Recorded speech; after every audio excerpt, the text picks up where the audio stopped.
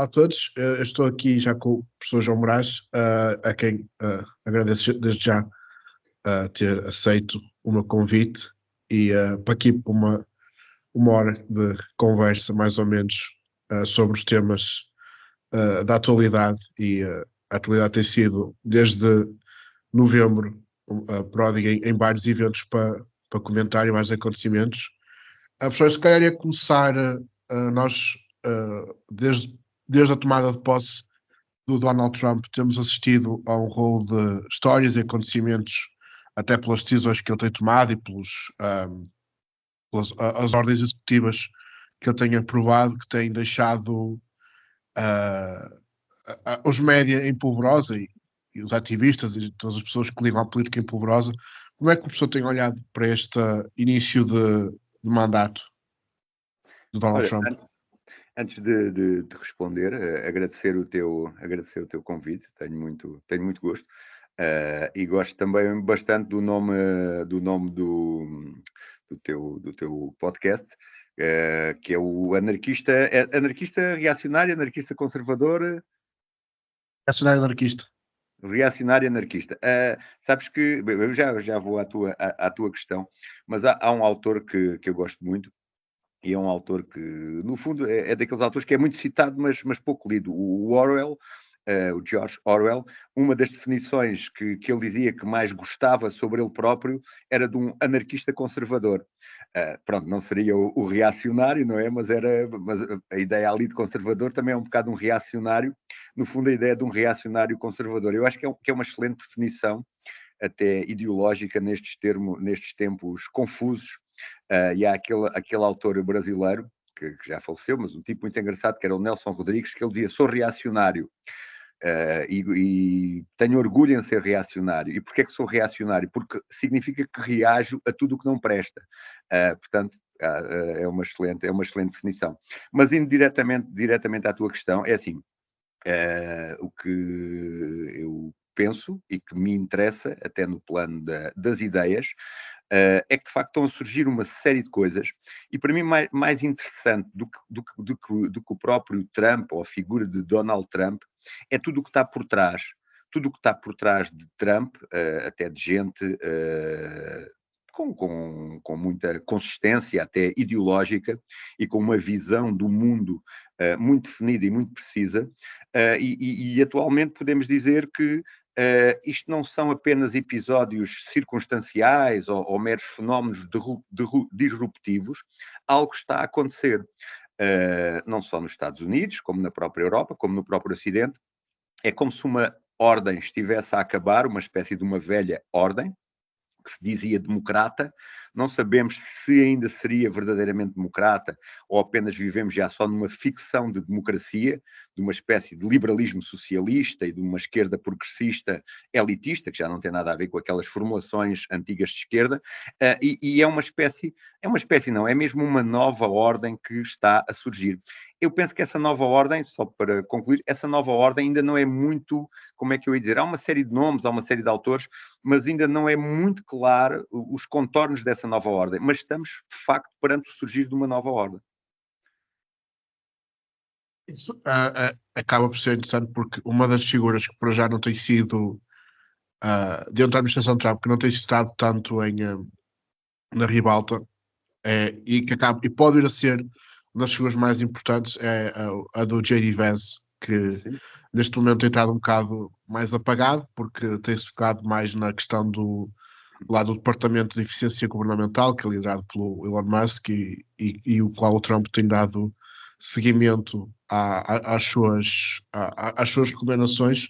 Mas aqui o que muita gente aponta ao J.D. Vance é como sendo uma espécie de consciência política num plano mais teórico desta administração Trump, e que trará um novo entendimento, por assim dizer, do que é ser de conservador ou ser de direita para o futuro.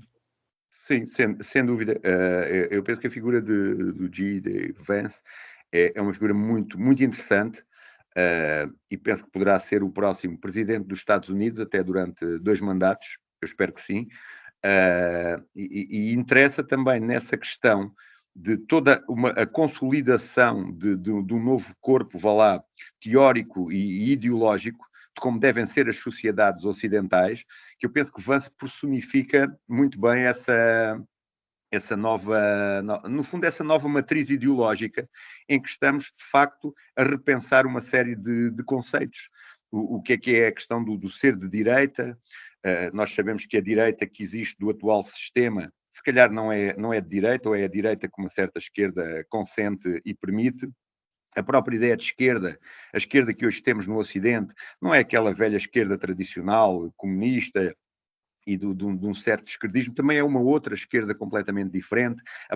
O próprio conceito de liberalismo também daria para uma extensa conversa, não é? O que é isso de liberalismo? Mesmo fazendo a distinção entre o liberal nos Estados Unidos e o liberal no Ocidente, na Europa, as próprias ideias do que é a questão do progresso, do progressismo, o que é ser conservador, especialmente o que é ser conservador, todos esses conceitos estão a ser refeitos. E há uma série de autores, estamos a falar apenas no plano das ideias, não é? Aqui há uma série de autores que de certa forma, orientam Vance e que influenciam Vance, que são muito interessantes, e vêm de campos aparentemente distintos. Há um autor, que é o Patrick Dinan, que publicou recentemente uma obra que é A Ordem Pós-Liberal. Estão lá muitas indicações do que é que pode ser este novo tempo, e espero que o caminho vá por aí. Há também outros autores que Vance ouve e gosta, que já são autores um pouco diferentes, numa certa visão daquilo que podemos chamar o anti-progresso ou o anti-progressismo. Há um livro, hoje começam a usar muito esse conceito, embora muita gente que o usa às vezes na televisão não sabe do que é que está a falar, que é a questão do iluminismo sombrio, ou do neo-reacionarismo. No fundo, que é uma série de autores que vêm de blogs, vêm de podcasts, vêm de um universo nos Estados Unidos, mas não são propriamente, como eles, um certo, vá lá, à esquerda gostam de dizer, uma série de grunhos, de gente sem noção nenhuma. Não, são gente com formações altamente especializadas, gente com influências muito interessantes no campo da filosofia, gente muito ligada às tecnologias e no fundo, a uma certa visão utópica de como a tecnologia pode transformar a sociedade, e ver como toda essa gente se passou para o campo de Trump, assim, num ápice das tecnológicas, o que é muito interessante, e no fundo isso estão a fornecer uma visão completamente outra, que tem um aspecto que eu penso que é central e que deve ser pensado, que é a ideia de democracia em que vivemos é uma ficção. Nós já não vivemos numa democracia, uma certa visão, vá lá, liberal, um certo liberalismo, um certo socialismo e um certo progressismo deformaram completamente a democracia. Nós já não vivemos em democracias, vivemos em ficções, vivemos numa ficção democrática, vivemos num novo totalitarismo, e este novo totalitarismo, ao sentir uma reação, que é uma reação popular, as pessoas votaram em Trump, Trump não fez nenhum golpe de Estado. Na Europa, Meloni, como vai acontecer agora na Alemanha, como aconteceu em França, como está a acontecer nos países do leste e noutros, há uma grande mutação política, e é feita nas urnas. Ou seja, como se houvesse uma espécie de um despertar contra essa ficção a que chamam de democracia, e é curioso como o próprio sistema vem logo dizer, sempre que eles são contestados, a democracia está em risco, a nossa civilização está em risco, as instituições democráticas estão em risco. No fundo, tínhamos chegado a uma espécie de uma democracia de escolha única, uma democracia de pensamento único, e tudo isso está a ser posto em causa de forma radical. Não sabemos ainda o que é que vai dar, não é? Também não temos que ser, como é que eu ia dizer, não temos que ser manicaístas, que é, isto de facto vivíamos aqui uma ficção sinistra que está a ser exposta e desmontada, e agora vêm os bons e o mundo, voltaremos novamente ao paraíso. A gente não sabe também muito bem o que é que se está a formar, mas a verdade é que um sistema que parecia, desde 89, com a queda do muro de Berlim, um sistema que parecia inquestionado, não é? A tal ideia de a história tinha chegado ao fim, a verdade é que está completamente a ruir, e estamos a conhecer muitas coisas. Sim, há aqui muitas coisas para onde se pegar. Eu acho e um dos temas que tem acompanhado muito as conversas que eu tenho tido neste podcast tem a ver sobre, e aquilo que o professor está a falar da forma como, de certa forma, as nossas democracias têm se tornado cada vez mais rígidas e, e, e, uh, impermeáveis à oposição, também tem a ver com esta espécie de classe burocrática e técnica que se foi criando nos últimos 20 anos, mais coisa menos coisa, e que foi ocupando quer os governos, as administrações, não é, públicas, e até as próprias empresas, e os média também, que acaba por ser um órgão empresarial, mas que tem uma função um bocado diferente, porque há muito tempo que muitos destes órgãos de comunicação social deixaram de ser empresariais no sentido de procurar o lucro, claramente, até pelos ratings de alguns destes órgãos, percebe-se que não há ali propriamente uma procura pelo lucro, mas uma procura por controlar a narrativa pública das nossas comunidades políticas. Mas, ou seja, há a criação desta espécie de rede de burocratas e de ativistas e de técnicos que foram, ao longo do tempo, amarrando as instituições que compõem a democracia e que deixaram de poder, em muitos casos, deixaram de poder exercer as suas funções originais e acabaram por se tornar quase ocas e vazias do seu sentido original, o que também enfraqueceu muito a participação democrática o aparecimento de alternativas. Sem dúvida, isso é um dos pontos, centrais, que é toda esta mutação que estamos a assistir. Tem essa reação que nos diz a democracia está em perigo, a democracia está em causa, mas parece que estamos proibidos de questionar e de perguntar, então, mas que tipo de democracia é essa que estávamos, ou que ainda estamos a viver? E uma das críticas que é feita por gente de esquerda, atenção, isto aqui não é só uma espécie de uma internacional sinistra, extremista de direita, há muita gente de esquerda que desde os anos 90, grandes autores de esquerda, que têm feito uma importante crítica a essas mutações políticas e sociais que levaram ao poder uma determinada elite. Há um autor que é o Christopher Lasch, não é, que fala de um livro dos anos 90 que é a traição das elites, que é um homem de esquerda. Há um outro, Richard Sennett, que também fala dessa mutação. Há uma série de tipos de esquerda, tipos consistentes, lúcidos, que hoje em dia já não estão em vias de extinção, e que notaram que, de facto, que havia o quê?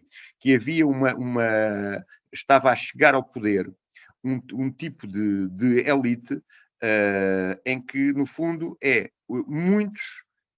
os muitos têm cada vez menos poder e os poucos têm cada vez mais poder. E o abismo, criou-se um fosso entre os poucos que têm muito poder e os muitos sem poder nenhum. Criou-se um fosso tal que até o próprio escrutínio deixou de haver escrutínio. Ora, não há sociedades democráticas sem escrutínio popular. Só o voto por si não garante a democraticidade de um sistema. É importante, mas só por si não chega. É preciso o escrutínio, é preciso a representatividade, é preciso a liberdade de opinião, de pensamento, a existência de verdadeiro pluralismo e debate. E o que nós assistimos ao longo das décadas foi a instauração de uma espécie de um pensamento único, em que a maior parte dos média do sistema perderam completamente a independência e até a paixão pela informação e pela objetividade, e transformaram-se em verdadeiras agências de comunicação, de propaganda, não é? Desse sistema, dessa super oligarquia, que no fundo é aquilo também que chamamos o globalismo. E é assim, a democracia, para existir verdadeiramente, a escala da democracia tem que ser sempre local, ou regional, não há democracia à escala mundial, isso não existe. As questões da representatividade, agora quando vemos, por exemplo, Trump dizer tornar a América grande outra vez, no fundo é a recuperação da ideia das soberanias nacionais, das próprias identidades nacionais e das próprias identidades culturais. E o que nós assistimos foi que essa visão globalista do mundo, não é? E de uma certa oligarquia esclarecida, progressista, pretendia o quê? Terraplanar completamente o mundo, transformar o mundo num imenso supermercado, onde não há fronteiras, onde não há identidades definidas, nem sequer sexuais, quanto mais culturais, não é? Uma espécie de predomínio, e isso falhou um aspecto decisivo, que é os seres humanos precisam de pertencer, precisam da noção de pertença, precisam da noção de enraizamento. E isso tudo foi desmantelado em nome de uma espécie de uma hiperdemocracia, que no fundo é uma falsa democracia. E essas elites, isto no fundo, iremos assistir a uma nova guerra entre tipos de elites diferentes, não é? A questão de Trump e tudo o que envolve também tem ali um certo tipo de elites, não é? Contra um outro tipo de elites, essas elites progressistas, e será um combate interessante.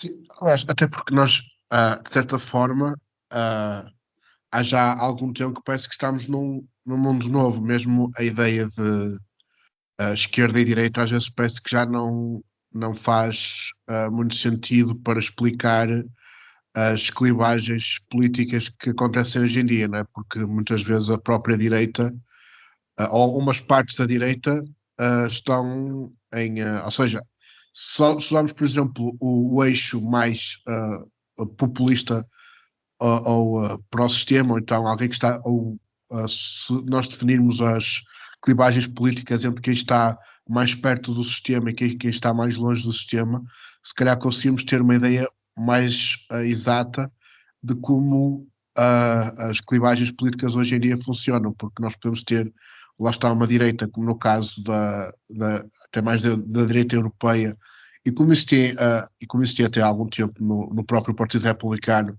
que, sendo, lá está, de direita, estavam muito perto do establishment e defendiam grande parte do establishment, e tínhamos uma direita que estava completamente fora e que queria alguns queriam uma revolução, outros queriam reformas muito profundas, né? E isso acaba por também significar que estamos numa espécie de... Já há muito tempo que estamos num mundo novo em que o paradigma clássico de esquerda e direita já não se verifica tanto.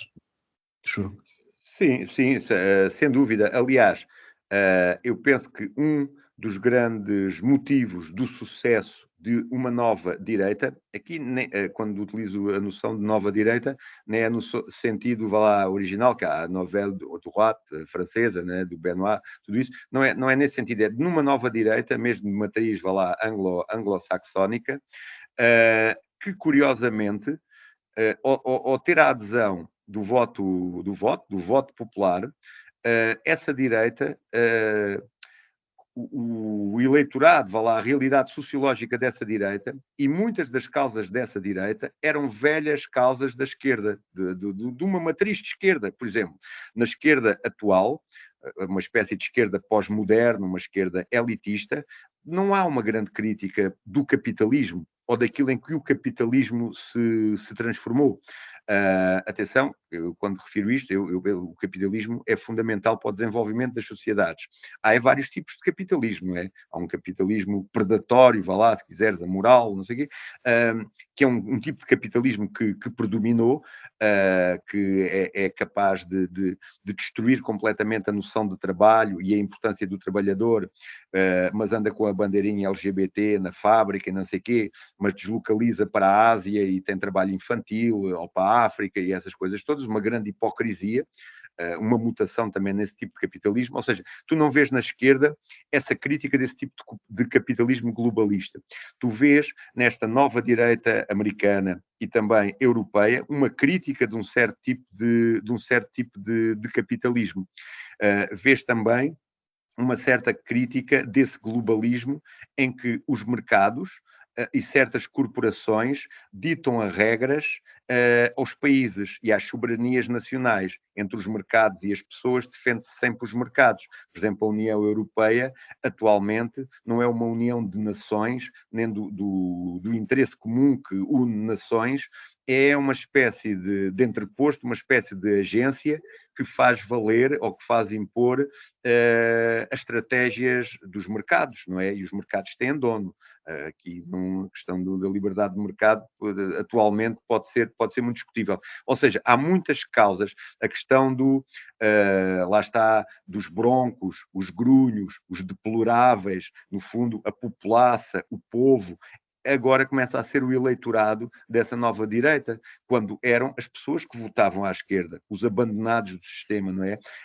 A nova esquerda tornou-se elitista, com clientelas muito específicas, elitista, e esta nova direita vem dar voz à nossa necessidade de enraizamento e à nossa necessidade de pertença, mas também dar voz às pessoas concretas, no fundo, ao homem comum. E isto é muito interessante, no fundo, esta mutação que está a suceder e que parecia impensável, não é? E aqui, se quiseres, podemos falar um pouco sobre isso. Aqui, no fundo, o que está aqui em causa é um dos grandes mitos da modernidade, que é a ideia de progresso, que é a ideia que progredimos, que evoluímos, que o dia da manhã será sempre melhor que o anterior, e não é bem assim. Até mesmo em termos ideológicos, podemos ir num caminho, mas depois podemos voltar num caminho que ficou para trás.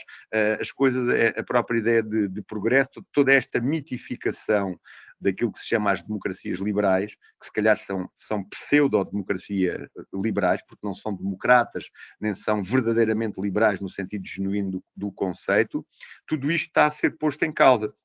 No fundo é um tempo de crise, não é? Um tempo de crise, uma crise radical.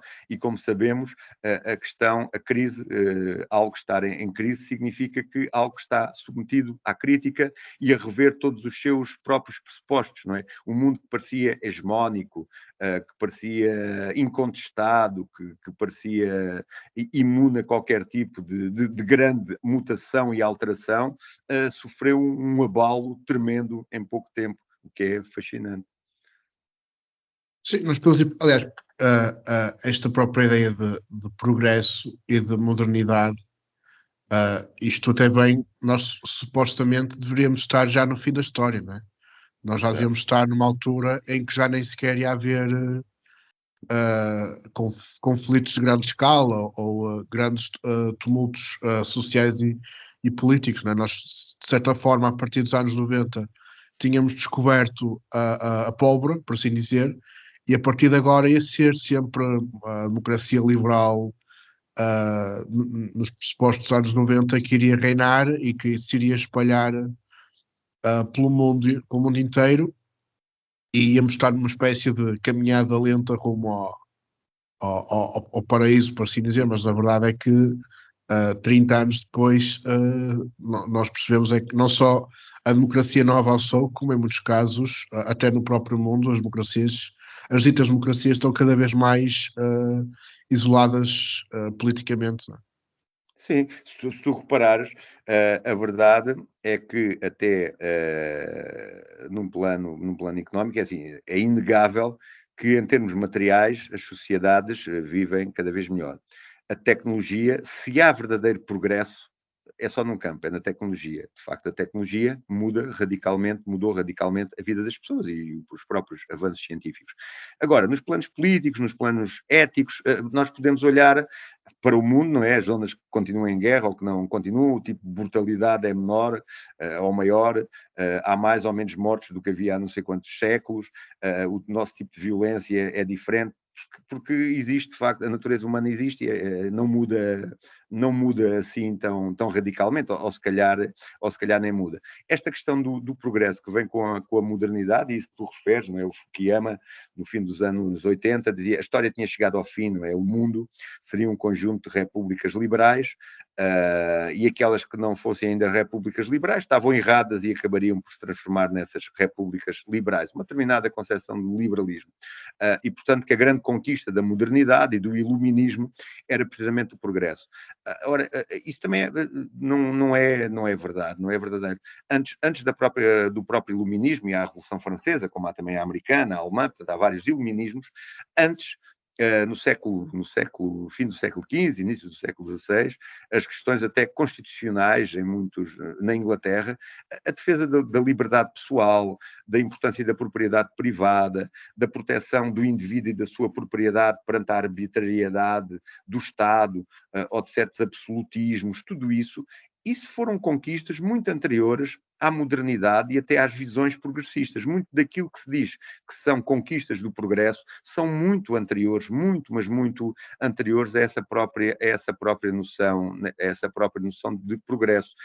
Depois há esse aspecto curioso, não é? Que enquanto houve no Ocidente, nas últimas décadas, no último século, enquanto houve essa oposição entre dois blocos, não é? O bloco comunista, o bloco soviético e o bloco ocidental, havia uma espécie de unanimidade no próprio Ocidente em relação ao caminho. A partir do momento em que o Ocidente, de facto, consegue derrubar, vá lá, o seu arquirrival, e que parecia que o caminho ainda seria mais fácil, irrompem uma série de conflitos, e até conflitos que nós pensávamos que estavam completamente eliminados, como guerras religiosas, questões étnicas, dentro do próprio Ocidente, guerras civis, questões tribais. Isto de facto mostra que, lá está, e daí a importância de sermos conservadores, o conservadorismo, mais do que uma ideologia, é de facto um modo de vida e a visão mais ajustada que podemos ter sobre a realidade, porque a natureza humana é imutável, é sempre a mesma. E o que nós temos que fazer é saber que temos um lado fantástico, conseguimos coisas admiráveis, mas que também temos um outro lado tenebroso, e que na luta entre essas duas forças devemos estar sempre vigilantes, não é? Devemos ter controle sobre os nossos apetites, as nossas paixões, as nossas vontades, saber que muitas das nossas conquistas mais admiráveis não são para sempre, de um momento para o outro podem ruir, que devemos estar sempre atentos e defendendo essas conquistas, e que de facto há um património das coisas que conseguimos ao longo dos tempos, um património que é civilizacional e cultural, mas que também é ético, que tem que ser sempre guardado, preservado e transmitido. E esta ideia do progressismo, esquecer um pouco isso, não é? É uma espécie de um sprint louco sempre em frente, em que inevitavelmente estamos condenados a que as coisas corram sempre cada vez melhor. E as coisas não são assim. No fundo, temos vivido nos últimos séculos numa grande mitificação, numa grande ilusão. Neste sentido, esta crise que estamos a viver atualmente também é um tempo muito propício para, no fundo, uma reconquista do princípio da realidade e da própria lucidez em relação àquilo que estamos a viver. E se calhar Sim, temos até... que... Diz, desculpa. Não, pode acabar, eu depois faço a pergunta a seguir. Não, João, o que eu ia dizer é que neste sentido nós pensarmos que o futuro é sempre melhor que o passado, e que o passado é sempre pior que o futuro, está errado. Há muitas formulações que nós devemos voltar atrás para as recuperar e as reatualizar. Por exemplo, na questão do governo e na questão do colapso das democracias que estamos a viver, colapso que foi provocado pelos que se dizem defensores da democracia, há aquilo que é uma noção já bem antiga, que é a questão da Constituição mista, não é? Em que os governos vivem da cooperação entre os poucos e os poucos, que têm determinadas qualidades, e os muitos que têm também uma palavra fundamental a dizer, e dessa articulação e até do contributo de uns e da vigilância de outros, se consegue construir as sociedades, vá lá, mais funcionais e mais benéficas para todos, e não apenas uma elite cada vez mais inacessível, mas que diz que é defensora das liberdades, das democracias, quando cada vez existe menos liberdade e cada vez menos democracia. Eu penso que nunca fomos tão pouco livres como na atualidade.